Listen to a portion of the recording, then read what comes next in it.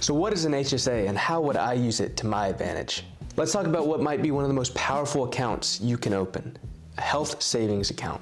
So here's why it's one of the most powerful accounts. It has something called triple tax advantage. Basically, you're saving money in 3 different ways. Number 1, that money going into the account is not taxed. It's pre-tax money. Number 2, while that money grows and it compounds, that growth is not taxed. And number 3, when you pull it out for medical expense, that money is not taxed as well. This account is pretty easy to open. You can go on Fidelity right now and open one with no fees. And just remember, you have to have a high deductible healthcare plan. And for me, there's really kind of only 2 ways to use this account, and it all depends on where I'm at in my financial journey. So the first strategy I would use an HSA for, maybe I'm early in my career, maybe I just got married, or maybe I'm starting a family and cash is just a little bit more tight.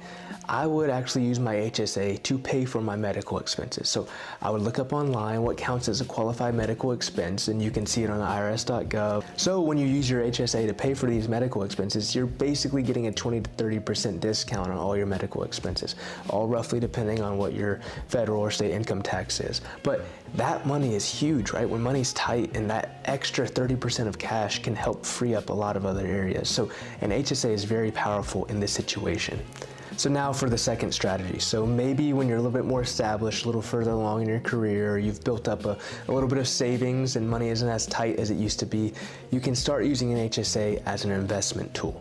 So here's the play in this situation. So I would invest my HSA contributions, the money that's put into the HSA, I would put them into low-cost ETFs or index fund, and I would pay for all those medical expenses out of my pocket, right? Post-tax money. Then this is the key. So save that receipt on that medical expense, whether it's a doctor's visit, whatever it is, because there are no time constraints on reimbursements in this account. So that means that you could pay for that doctor's visit out of pocket today, right? And that money you would have used in your HSA, which is now in a low-cost index fund, is going to grow 10, 20, 30 years of compounding interest, right? Compounding growth, and you get that tax-free and you can reimburse yourself decades later. And that's not really even mentioning the idea for this strategy of as you get older, your medical expenses are going to become more and more. And so having that 10, 20, 30 years of growth is going to be very helpful for in the future to pay for prescriptions or whatever it is through this HSA.